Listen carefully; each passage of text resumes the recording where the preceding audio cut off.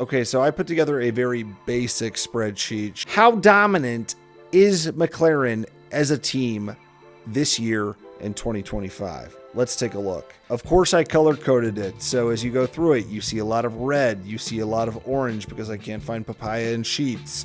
You see a lot of this color, black with some green during the turbo hybrid era, showing Mercedes dominance. You see smatterings of Red Bull starting in 2010, going all the way through the 2023 season, where Max and Red Bull were incredibly dominant. You see, of course, Williams down here in the 80s and 90s. But the reason I put this together is I wanted to see which seasons in Formula One have been the most dominant by points margin for the Constructors' title and compare that to where McLaren currently is in the standings for 2025.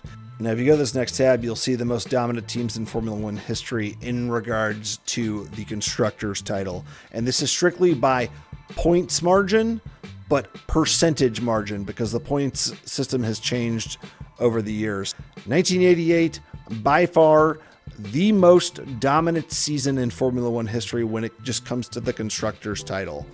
Then, of course, you have Williams in 96, McLaren again in 84, 2002 with Ferrari with Michael Schumacher. In 88, we had 67.34%. In 96, Williams with 60%.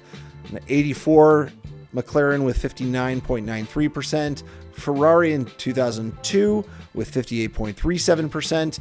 And if the season were to end today, before Baku, before the Azerbaijan Grand Prix, McLaren's point lead over Ferrari would give you a margin percentage of 54.61%.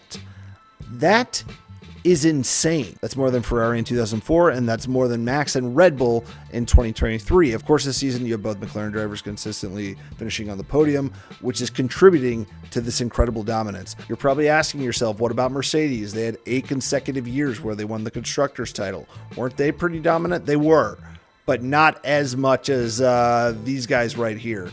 In 2020, they had a win margin percentage of 44.33%. In 2014, you had a win margin percentage of 42.23. So Mercedes was dominant, just not as dominant as McLaren currently is. And considering that this is a McLaren team that just 8 years ago in 2017 finished 9th in the Constructors' standings, to go on and then win the Constructors' title in 2024 by 14 points, which just a narrow margin of 2.1%, to then be dominating by 54.61%, is just mind-boggling.